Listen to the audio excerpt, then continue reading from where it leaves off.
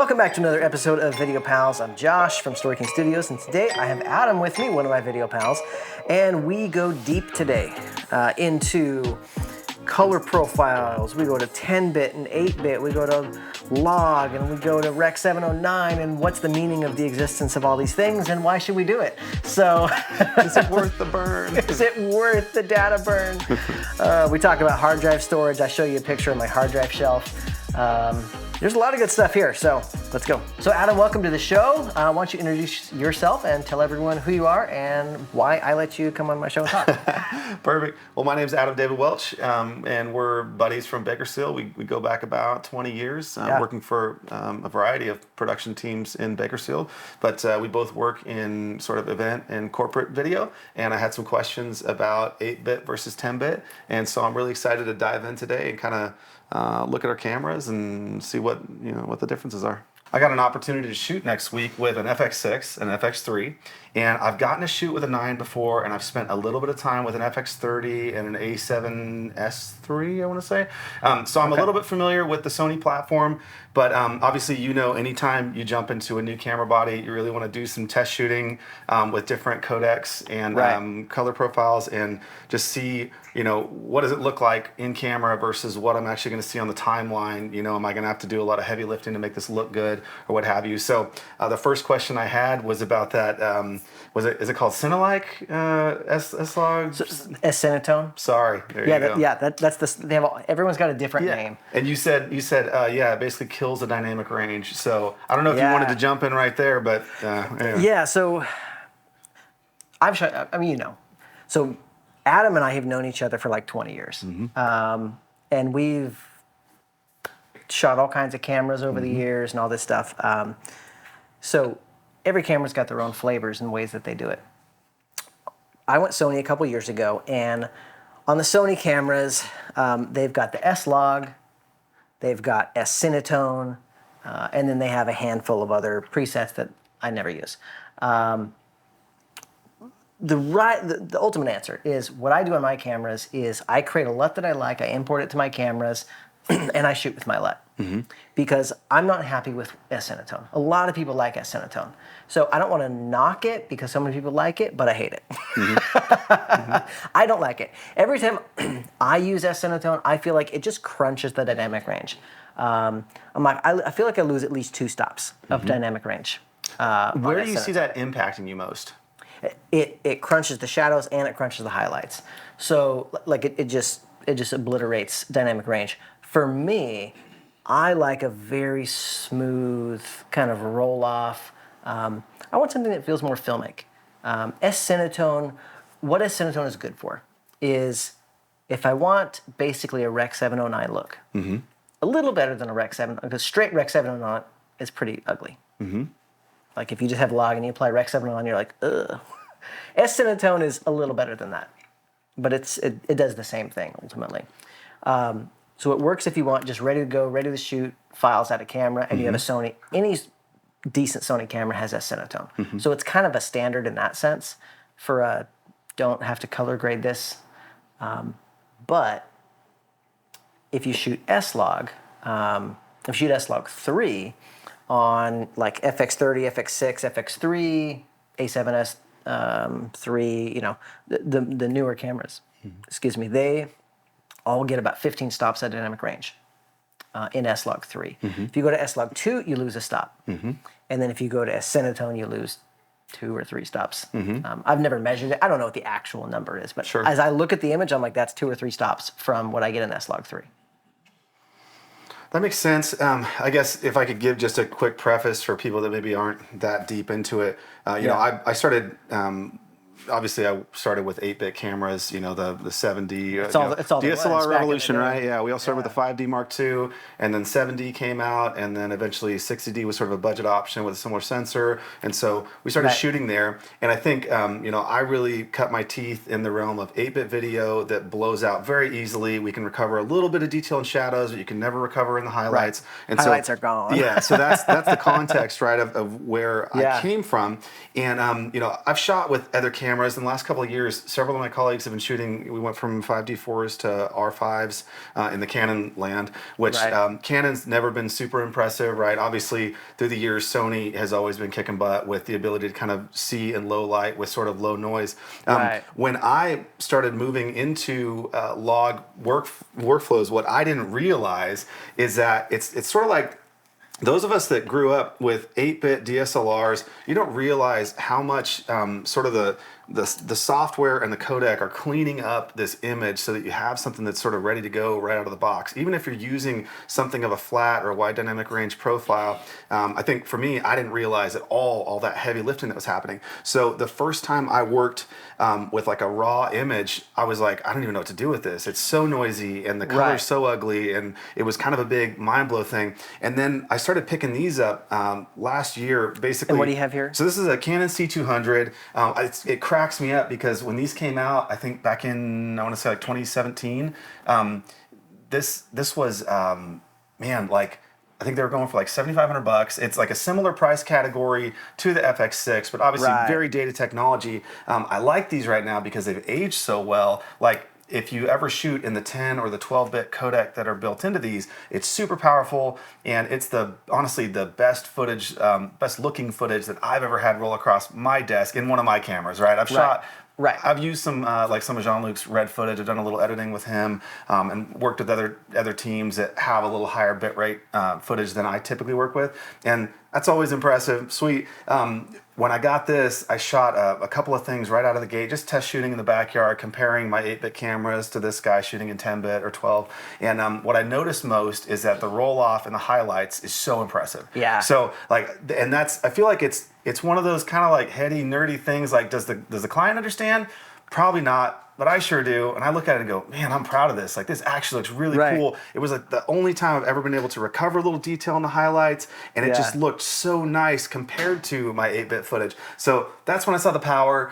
Also, right after that, I took this to my first like live event. I was doing like a fundraiser dinner, Okay. and I did one event, and my back hurt so bad, and I was like, yeah, never again. This is stupid. So it's like I think I drew a hard line in the sand right after that. I was like, okay, I'm using mirrorless or DSLR bodies for all my live events. When we do sit-down interviews, anything, honestly, there's a real factor to showing up with big equipment, right? My Right. clients don't know what either of these things are, but when I show up with a couple of cinema bodies and big tripods and lights and some assistants, all of a sudden they go, oh, I see where my money's going. I'll just jump in. That's something we talk about on the channel. We've put that into a couple videos. It's what we call the show of filmmaking. We both grew up with John Slagle. Yeah. And he would always call it the Dog and Pony Show. Dog and pony. Yep. And he's like, we need the dog and He says that when I come through with something. He's all, doing the dog and pony show today. Yeah, and I'm like, no, it's just me and some light. Like, it'll just be like my little wagon with lights and stuff. But anyways, yeah, dog and pony show. Oh, man. But it's true. Yeah. It is so true. It's like the joke about you put a matte box on the camera and the client goes, how much is that? Yeah, that's a big fancy camera. It sure takes great images. Like, yep, it's a $50 matte box. Yeah. It's the same camera. Oh my goodness. But these things are true, right? Clients have perception. Yeah. Which is part of the reason, we just bought a big grip truck. Totally. And, not just the truck, but the cart and the lights and the whole everything. You're does elevated in my mind. does it make us better? Yes. Does it automatically, just having it make you better? No, you have to know how to use it. But it does elevate you, and it steps you up a level. And it's like, we always say, like, okay, there's the production company, and then there's like the guy with the gimbal. Sure. Then there's, the film crew. Like, Sure. like there's different levels, and clients can see that difference. Mm-hmm. And that's, you think about, I know we're here to talk nerdy about cameras, but you just brought it up, so I was like, yeah, no, totally. Clients see those things, and so when you show up with the cinema body and it's big, it's on a big tripod, and it's got a matte box, and it's got a big mic, and all these things, and clients are like, ooh, expensive. Yeah. So that is the thing. I always thought it was dumb. I remember Jean-Luc. I'm saying this respectfully. I remember him talking to that just about having a big camera, and I didn't understand it the same way. Just the idea about the clients understanding where their money goes. I didn't get it, But then I saw him do that, and I go, oh, like it kind of makes sense. Like someone else touches the camera, someone else, positions him in a different place of authority, kind of navigating a ship, and allows him to be sort of the creative thought leader in the room. And obviously, I see you guys doing that too. Yeah, I think having the grip truck, yeah, definitely. When I think about production companies in Bakersfield, we're kind of a special unicorn, anyways. Just to be this sort of mid-sized town outside of LA, we've got some really legitimate production abilities here, which is wild. You know, like we don't. When you go to ShareGrid.com, you know, Bakersfield's not even a city. It's not listed there, which is a real pain since we have so much gear we'd love to rent. But ours is listed under Fresno because that's where they. The only time I've gotten a call is some guy wanted to rent something. He's like, "Oh, you're in Bakersfield, never mind." I'm like, so I called ShareGrid and they wouldn't fix it. I'm like, dude, guys. Anyways, but we've got some serious capabilities. Like you're a full-on rig. Justin's a full-on, you know, like in-house grip, lighting crew. It's crazy. So just to be in such a small, you know, locale and to have that kind of capability locally, that's unreal. It's cool to see it have grown too. Yeah. Because it didn't used to be like that back in the day. Like there was, I mean, like when we were growing up, it was like there was a bunch of guys like Bob West, who we know, who were just videographers. Yeah. And then we had like John Slagle. Yeah. You know, with Creative Screenworks back in the day, like that was it. And then it was I Street Productions, right? Yeah. I mean, they're still there, but like they were more like the big dog on the block back then because TV station, they've got the broadcast, they've got the big cameras and all the things, and even though like, you know, John was doing better work. Well, I mean, I think that's the whole thing. It's like the positioning thing, right? Like, who are you and what do you offer, and the way you present yourself and the equipment you have and the way that you position yourself, you know, just like we're saying. I think that, you know, John, so I always associate myself in a similar category to John. I look at him, he obviously, you know, creative, knows what he's doing, kind of runs things on a tight budget, but is able to serve you know, sort of a niche client that has a budget need, and I think he's always served that role well, and I see myself in that category where I'm just like, I just kind of bootstrap it. I've got my own kit, and I bring a little bit of help if I need to, but I've never really understood how to like scale it into that big, like how do you justify the team, and I'm sort of growing into that now, which is wild, but it's almost like the projects get bigger, and all of a sudden I go, there's too much stuff, I can't carry it.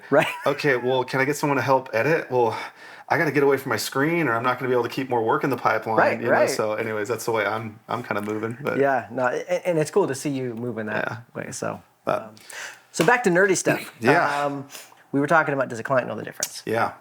So, I think for the most part, no. Yeah. Now, client. Let's define client, right? Because client could mean direct to client. Which is what I know we do a lot of. I know you do a lot of that too, where there's, you know, a business, you know, big, small, whatever it may be, but we're working directly for them. They're not production people. They don't know anything about production. They are not marketing people. They don't know a whole lot about marketing. And so to them, final result, they're like, hey, that looks good. Great, I'm happy. Sure. Then you have agencies. Agencies or like, do you have a red? Do you have aperture lights? Do you, like, agencies want specific things because agencies know more. And then you have other production companies. Like I know, you know, we'll assist other production companies on things. And they're like, hey, you know, we're coming in, you know, can you bring in G&E because we, you know, don't want to bring all that on the plane because we're coming from Florida, you know. And so like we had a client who was an agency who also was a production house, but they didn't want to bring all their gear out, so we brought out a load of gear, you know, and did all the lighting and everything for them, so that all they had to bring out was their camera. That's great. So those kind of clients, they know what they want, they know what they need, they know what the difference is. They're like, do you have this light? Do you have this? But your average end-use client doesn't know. Their client doesn't know, right? But if we're working with the agency or if we're working with the production company, they know. And to them, those things matter. But to our end clients, our business clients, they... Yeah, I just want a result. What's the result? Right, they don't know. And not to say they're stupid, they're good at their thing. Right? And they just look at us and go, okay, you're good at your thing. Take my stress, Yeah, I'm going to give you money, you're going to give me a video, we're all happy. Yeah. Do they know if it was 10-bit? Do they know if it was RAW? They don't know, they don't care. If the camera's big, they'll go, is that a red? Because they've heard of that before. But they don't know. Well, so no, that's actually what I hoped we would dig into. So you know, I feel like I am an anomaly in the world of not like I'm special. Just I feel like You're very special, Adam. I feel like an anomaly in regards to the whole like bit rates and codecs and shooting in any kind of a flat profile because my perception is so I came from sort of the wedding and event industry, and then I'm moving into more commercial work. And in the wedding film world, when you've seen this a million times, when a brand new filmmaker comes into the scene, they say, "Hey, I'm doing my first event next weekend. What do I need?" And everybody says, "You need a drone and a gimbal and a blah blah blah." And whatever the latest DSLR or mirrorless now or whatever. Right. There's you need this 4K list, 60 S-Log 3. There's this list of things, and I feel like if I woke up naked and homeless, I would beg, borrow, steal a camera, and get rocking with whatever that is. Because at the end of the day, I can start doing saleable work with very budget gear. It just doesn't matter. But then when you start, getting deeper into it, like I always use limitations as the guide. Like, well, what's your limitation? Josh says, hey, if you want to come shoot for me, you need 60p at 1080. Right. I bought my last round of 8-bit bodies preceding a, not Story King, what was your previous... Evermore, it wasn't Evermore. Oh, Sweetheart. Back when we were doing Sweetheart, I bought my last set of cameras. I was like, well, I've been putting this off. Okay, this is a good excuse. That's funny. It was a great upgrade for me. Like it really served me well, and I made a lot of money with 3 little 8-bit, Canon bodies. They're good. They're good. It's yeah. But then now moving forward, it's like, what's my limitation? Well, I run into overheating, or I definitely see the lack in quality in 8-bit. And my camera bodies, they espouse a 4K, but truly it's like a 2K signal that's up-resed and put in a 4K package. Right. So when I started moving into these bodies, do they output the most impressive image? Like the 8-bit image is surprisingly good for what it is, which is interesting. If you've never looked at it, they're pretty darn good. But the 4K at 10-bit or at 12-bit, it's gorgeous. Especially, if you light it well. Now, obviously, a well-lit studio scene, man, you can shoot it with just about anything and have it look great because it's all about controlling light. And again, I feel like that's what the newcomer misses. And so when we start talking about flat color profiles, to me, that's one of the more frustrating things with the world of, especially event video, but commercial video generally. It's like there's this mantra about having to shoot in the highest bit rate, always highest bit rate, highest resolution, flat color. And then when you look at what that workflow actually looks like, you're going, okay, so you just added a massive expense onto your not only real-time storage, but then when you offload to whatever your local drives are and long-term storage, I'm going to have to carry these files for a long time. Even if it's a short turnaround project, I'm going to hold on to my files for a year more and longer in most cases, right? And so all of a sudden, a little decision right here, whether or not to go with some high bitrate file, like that makes a massive dent in what my storage looks like for the year. My big drive right now, it's got 72 terabytes, right? And I think that I'll fill it up in about I'm going to pull up a picture 11 months from now as we're talking. So anyways, but I feel like our industry has just gone nuts with sort of that, the torture porn of like, you've got to shoot in these high bitrate flat profiles. And then when you look at the workflow and they're applying some LUT or, some sort of color preset, I'm like, you could have saved yourself the step and just done it in body. And then it's sort of ready to go, or it just needs minor adjustments afterwards. Yeah. Just on the storage note, and I'll throw this up on the screen. I just reorganized my hard drives. Is this a layer behind? Yes. So there's a layer of hard drives behind that. So it's 2 layers deep. Oh my goodness. And we have 8 times 1, 2, 3, 4, 5. It's like half a petabyte.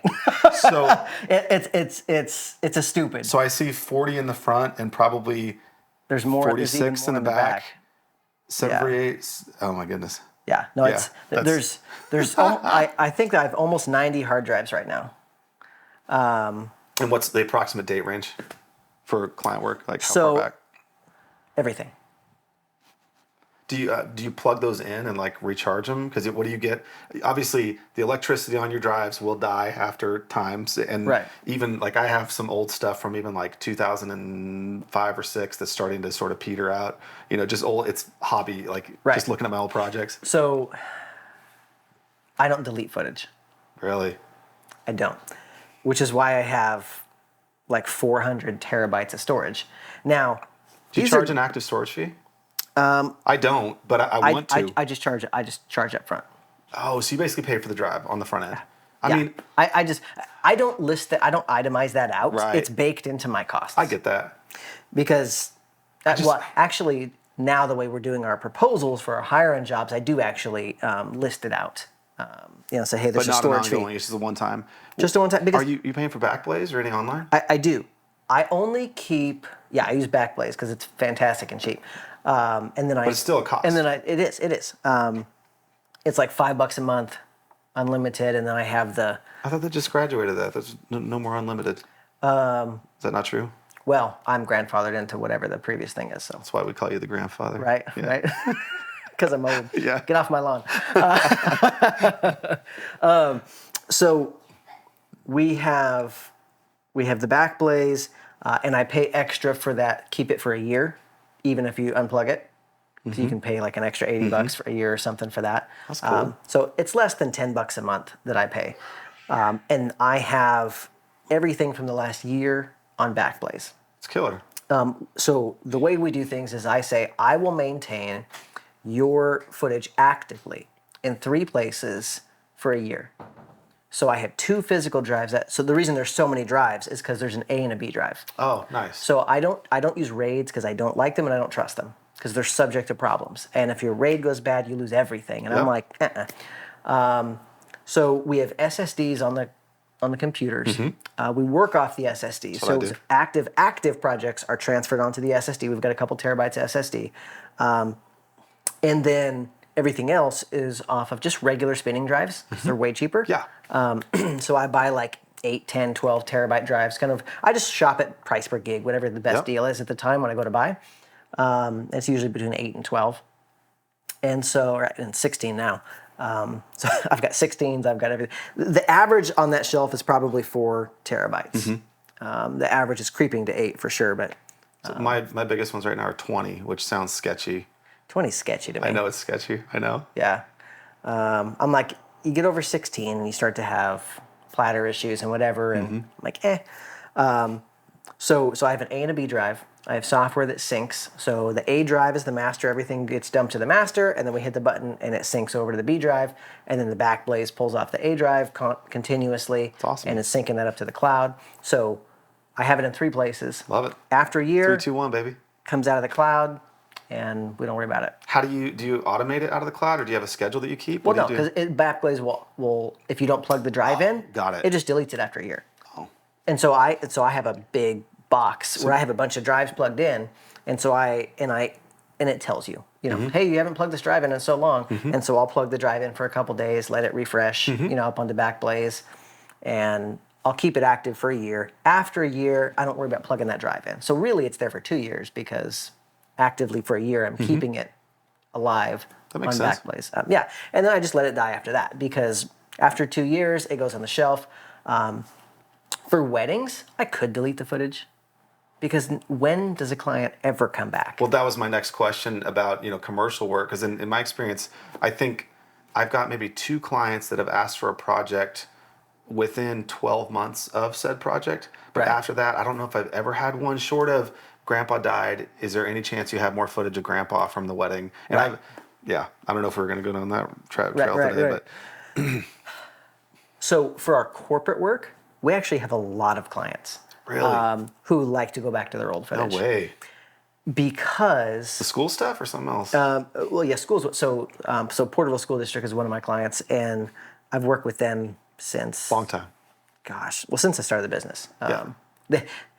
I met them when you and I were you and I I both thought worked we at did HDM. one Yeah. at Porterville. Right. Yeah. Yeah. I just 'Cause you found worked there a too. footage on my computer of Right. Andrew shooting Yeah. at one of the Porterville schools. I'm like, no way. So, didn't remember so I doing met it. them in 2010 when they started their Pathways program, and we did this stuff there. Obviously, when I left, I was under non-compete, and so I didn't pursue any client. I did what I was supposed to. Right.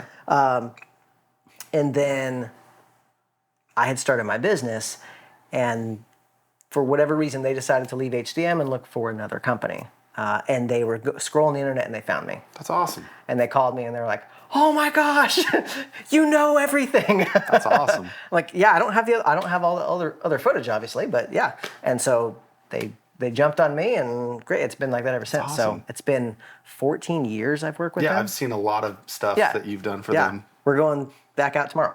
That's a good client. Oh no, that's a fantastic client. And so they are always pulling stuff back out of the archives. Dang, that's so- interesting. Yeah, and they're not the only client. Lots of other clients like that.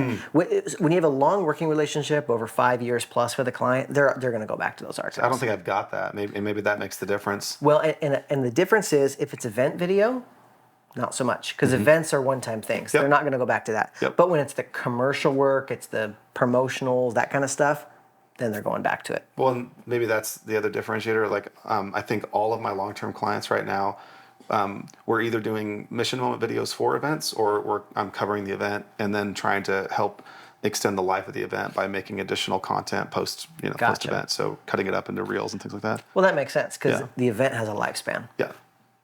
Like when we get to next year, maybe Yep. we make a recap of last year to Yep. Pitch, promote. Yeah. right to start the new one. But after that, we're dead. Yep. So That makes a lot of Which, sense. same with weddings. Like there comes a point where it's just I'm a hoarder, Yeah.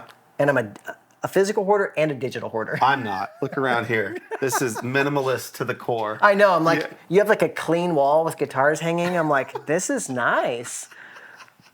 When I told you that we couldn't film in my office because it's a disaster today, yeah. Is it worse than this? Oh yeah. Oh yeah. Really? Oh yeah. This, I mean, Well, to me, this to desperately be says I fair, need I'm a also shelf. in the midst of remodeling it. Oh, really? Not remodeling, but reorganizing. How big's your space? Half of yours. It's like Really? it's like 9 by 12. This was the in-house lending office for the Tract when this home was built. So Nice. yeah, when we came in here, I was like, you got to be kidding me! What a gift! Right? It's, I've got this massive space right off Yeah, the no, kitchen. this is awesome. Yeah, but it's like an add-on sort of. So it's like you had to buy this as an option if you wanted to build this house. So Right. anyway, it's That's cool. sweet for a business like Yeah. this. Yeah. No, I like your space, and it's you have a lot more room than I do. Sorry. So tell me. yes. So we kind of got off track. I wanted to know your thoughts. Let me look at our list. But yeah, I what's just your wanted to question? know your thoughts. So I was starting to talk about just the industry going mad with highest quality, highest bit rate, shooting in flat, and then Yep. ultimately landing at essentially a Rec 709. Anyways, so tell me, like, what's your? Do you have a rebuttal to that, or do you feel the same way? Where you Right. at?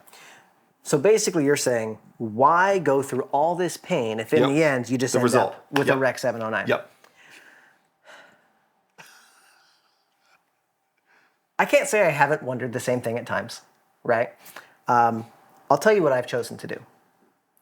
I've chosen to shoot everything in 4K, everything in 10-bit, everything in S-Log3. And what do? I have a color grade that I have made. I have a handful of presets that I've created, but a wedding one and then a primary corporate one. And for the most part, we slap that LUT on, make a few minor adjustments, and call it good. That does actually make a lot of sense. Like I really look up to on the wedding side. I feel like you guys have a look and a color. My stuff, I feel like I work with a handful of companies that we mostly look like a straight out of body Canon, Right. Color space, because that's what we shoot with, a standard or portrait. Anyways, you guys definitely have a look. I don't know if I notice it as much on the commercial side, but I definitely notice it in the wedding side. It's like, Yeah. it looks solid. It's really Thank you. good. Thank Because you. I'm like, my color's wonky, man. Yeah. I've hand created bespoke LUTs. Bespoke. Oh, that's the word. In the wedding world, wedding world, Yeah, right? yeah. Bespoke. But I just sit there. I spend hours in Resolve tweaking and playing with Making it. your LUT. Yeah, just to make it. But what I do is I do the heavy lifting once. Right. I shoot enough test footage that I'm like I know that I like how this reacts in all these situations, and then I slap it on. That makes sense. Now, and I get a lot of compliments from other video guys on our color. And I kind of laugh a little bit because I know we're kind of just slapping it on. But here's the thing. There was a whole process into creating those LUTs Yeah. in the first place. Secondly, we monitor those LUTs in camera. So all those LUTs are on the cameras. And on our monitors, if we have a camera that doesn't, like A7S III, you can't put LUTs in. So we will monitor the LUT we're shooting. So we're shooting what you see is what you get That's great. with our LUT. Now we know we're shooting log, so we know that we have the ability to adjust things in post underneath that LUT. And so if the white balance was off, if the cameras didn't match, if exposure was off, if whatever, we can fix it. So the great thing about log or and I'm talking like log 10-bit, or 12 or 14 or whatever, anything there and up. Yeah. 8-bit, if you shoot log with too big of an, like if you shoot S-Log3 in 8-bit, it doesn't have enough data. Yep. And you get banding in the apart. sky, Yep. and it looks worse. So shoot S-Log2 if you've got 8-bit. So like the FX6 really just has 2 record settings. It has an all-eye, and then it has a long GOP. And so, I mean, there are other settings, but those are the 2 primary ones. Like you can go even higher. So this camera takes 2 to 3 times the amount of space for the same amount of footage that we get on the FX3 or FX30. Interesting. So we use this as the tripod cam. The FX6 looks pretty, and it looks big does. and expensive to clients. It's kind of a prop camera. I mean, not that it's not a good camera, but its purpose in our workflow is kind of a prop camera.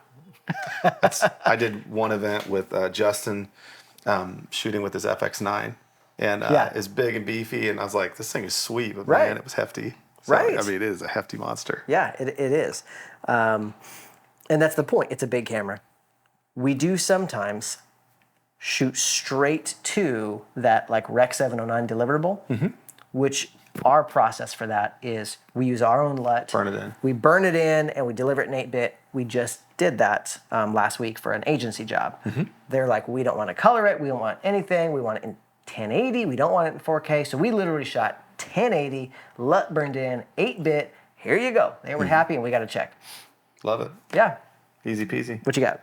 Yeah, I was going to ask about, so on the storage end, like right now, well, a year ago, I was buying 2 terabyte drives, and at the time, I was doing a lot of weddings and events, right? And so an average event might take between 2 and maybe 500 gigs worth of space, Right. On the large side, really, for me. And then I started shooting in 4K workflows for everything, and all of a sudden stuff got real big. And like 4 terabyte drives don't get a lot of life, which that's about what I can tolerate to buy right now for active local SSD drives. So anyways, what about you? What's like an average project look like for you? Yeah. If you're talking on the wedding end, we will shoot 1 or 2, sometimes 3 cameras, depending on the package. So let's say an average of 2 cameras. We shoot 4K, we shoot 24, so we shoot 60 when we need it. But we don't just shoot 60 all day. We used to. Nice. But we switched and we said, no, we're going to be intentional about frame rates, which saves us on storage. And so a typical wedding is between 200 and 400 gigs. Okay, so it's still on par with what I'm doing. Right. And that's 4K 10-bit log, the whole bit. For corporate projects, it varies, but a typical corporate project that's like interviews, B-roll, day of shooting is going to be at 500 gigs. Easy. Okay. If it's longer interviews, more interviews, or it's multiple days, obviously it can get bigger. We did a project, well, actually, on the wedding side, we did an Indian wedding, and it was over. 3 days? It was 4 days. My feet hurt just thinking about it.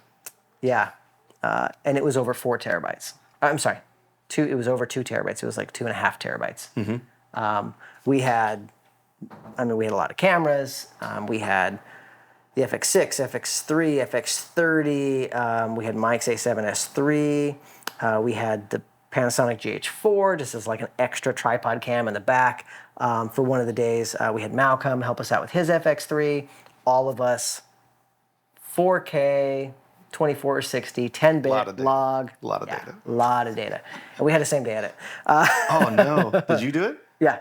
Well, actually, Mike and I split it. I'm sorry, it was a next day edit.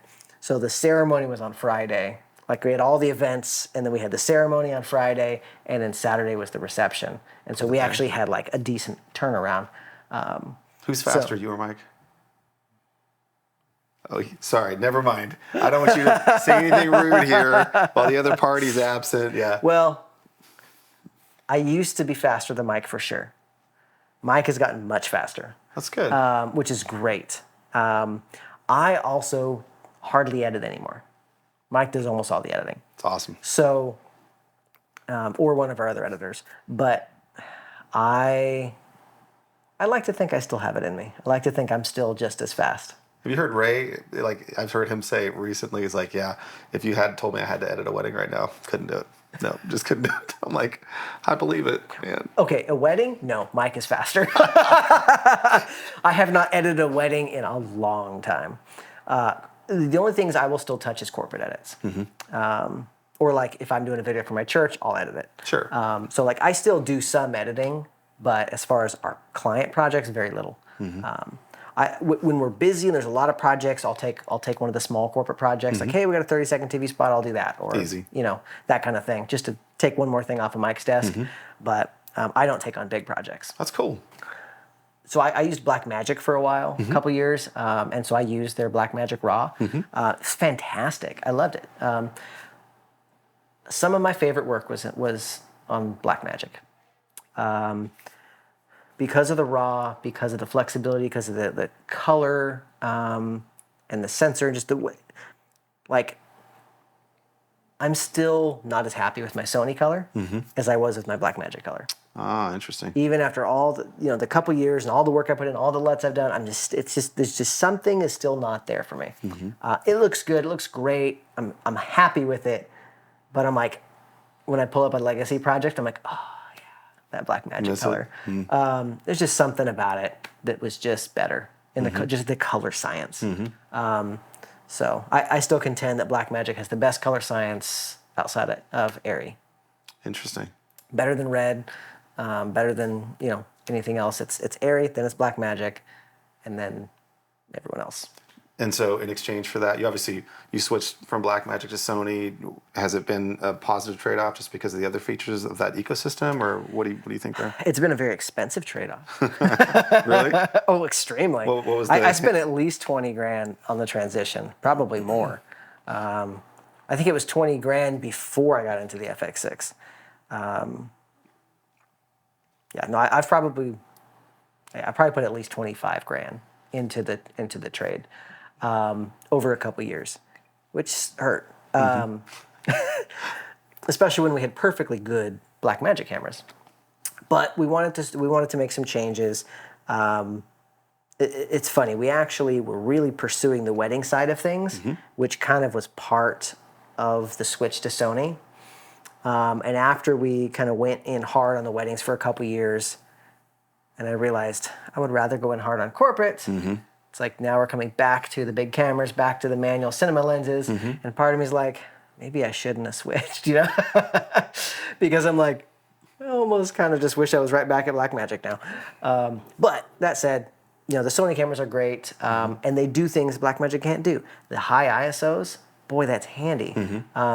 Not for lit stuff. Like obviously we're gonna light things. Sure. But even for lit stuff, I can flick to 12:8 and be like, cool, let me just put on a tiny bit of light, and it looks great. Like this room is not bright. It looks great on the camera because I can go to a higher ISO. If I was on my Blackmagic cameras, I'd have to put a lot more light into the room because you can't take the ISOs as high because they get noisy quick. Because they're meant for lit scenes. I always feel like the color just looks ugly if I don't pop more light in, but maybe I just don't know how to manipulate it well enough, Yeah, you just don't know. Yeah. So I did an event at Allegiant Stadium in Vegas like a month ago. Nice. And I felt like, so they've got this nice sort of frosted, what do you call it? It's like a skylight. The whole thing is like a skylight. So it's covered, and it just feels like overcast in there. But all the color just kind of looked nasty. Like everything sort of looked either magenta or green, and it was just like it just looked sort of flat and gross. And there was plenty of light in there. It was fine, but across all my bodies, I'm just like, just kind of nasty. So, and I always feel like, with one caveat. So I did have a little step and repeat set up, and I had two 600s just blasting at just basically with a beauty dish, because it was distance. We had groups. Anyway, I thought that looked fine. It was nice. Color was popping. Skin looked great, But everywhere else, just like, man. So when I have an opportunity to light a room well, and get a little separation between my subjects and the backgrounds, like I feel like it makes a world of difference, even if it's minimal kit, minimal stuff, and really kind of indifferent of brand or body. Like I feel like I can get there if I've got just a little bit of soft light, But. Yeah. No, good lighting will always take it over the edge. So all things considered, what you're telling me is, in your purview, Right. this giant pain in the butt of huge files and having to color correct every freaking frame is worth it. That's what it sounds like. Right. So here's why it's worth it to me. Here's why I choose to go through the pain. Because when I shoot the log, the 10-bit, all this stuff, I have flexibility, right? If I were to take this beautiful LUT I've created, bake it in, here you go, done. That's great when nothing goes wrong. If everything goes perfect, if it's according to plan, if the client loves how it looks, if the light was great, if we didn't screw up white balance, if we didn't screw up exposure, if we don't screw anything up, if we do a perfect job, it looks great. But, and that but is why log, 10-bit, all this stuff, because not only is it that we screwed something up, but sometimes, not that we screw up ever, we're perfect. but above all, humble. Yeah. But extremely humble. Because no, we do totally screw things up all the time. And we go, oh, I wish we would have. Because the other thing the word is flexibility, right? That's what it gives you. It gives you flexibility in post. Because I know that, another thing about 10-bit plus, sharpening is incredible. I've seen that in mine. If you shoot Sharpening 8-bit and stabilization. and you're like, I turned the sharpening up to 10%, it looks terrible. When you shoot 10-bit, you can sharpen to 100%. Interesting. 100 is... Sure. You're going to tell. But you got latitude. Like, when you sharpen to 100%, it looks like you went to 20 on 8-bit. That's great. But we've had soft shots that we've been able to save through sharpening, and maybe a little bit of masking on the sharpening too. Like maybe you do a little power, trickery. do a little power window on that sharpen. Oh yeah. So that the thing that was in the foreground that was sharp, and then I just take whatever's sharp improperly and blur in. Exactly. Yeah, exactly. It's all about subjective trickery. It's like when we all thought that the image off the 5D was so good and sharp, and we look back and we're like, it was like almost 540p. It was horrible. Oh, it was terrible. It was so bad, but very the perception of sharpness was there. Anyway. Well, that's really what the client needs. They need to perceive sharpness. Right. So how do you create contrast in a soft image in post-production? Yeah. And so with 10-bit, you can do that. And we've had to do it many times. Another thing is if you have to do facial refinement. I haven't done much of that. Well, look, Resolve has it built in. It's growing. It's something we do more and more. I would not tell clients that you're capable of that. People, they always ask, can you do this? Every time. Yeah. Every woman you ever film is like, can you make me slimmer and can you cut my... And who are the worst ones? The prettiest ones. Right, of course. The skinny pretty ones. Can you make me thin? The prettiest ones are the worst to work for. That's the soundbite opener. Right, there it is. I just tell them, sure we can. It'll just be like an extra $100. And they're like, okay, never mind. That's all it takes? Perfect. I don't have to anchor higher. Yeah. Well, I can do it. It's about $1,000. Got to hire my guy. He's great, though. He's out in Florida. Amazing job. Yeah. It doesn't take much for them to be like, I was just kidding. Yeah. Just anchor hard with the price. But there's times we've done it for ourselves, right? Like, and obviously you don't want to say who it was or anything, but we did a project, and we realized one of the girls wasn't really wearing any makeup. And she was a little splotchy. And we're like, we should fix that. That's cool. For the amount of money that they paid for this video, we should fix that. Someone was a little wrinkly. And we went, we should fix that. Like all these little things. At Resolve. You can fix wrinkles? Dude, Resolve is nuts. That's really cool. They have a built-in AI facial refinement now that is like button click easy. Really? And you just play with sliders. It's like adjusting a photo in Lightroom. You know how we joke about photographers don't do anything? They just go like this, hey, it looks great. Like it's about that easy to do facial refinement now. That's really cool. So I've tried some high pass filtering and adding a softening layer, and it's kind of a joke. But if you I've gotten some okay results. It masks the entire, it tracks the entire. So you basically go, here's the face, and it goes and masks and tracks That's killer. it. You can lighten the eyes, you can add lipstick, you can and it so if tracks you've got it all. clean interview footage, it's piece of cake. You can really doll easy. stuff up. You just click. That's super cool. So if the skin tones are messed up or whatever, you just do all that. Anyway, we don't get very heavy into that kind of thing, But you've got it's a a tool tool. that's You can there. use it, yeah. Resolve is just powerful on a lot of It's really things. cool. Object removal, all these things. I won't say who I use, but I hope to catch up. Well, at least you can finally make the cut. Ta-da-ting. Bucket of fish. Well, Adam, this was a fun conversation. I know we've been chatting for a long time. So we'll see if anyone is still left listening. If you are still listening, you can go buy yourself a popcorn because you deserve it. Peyton, go to bed.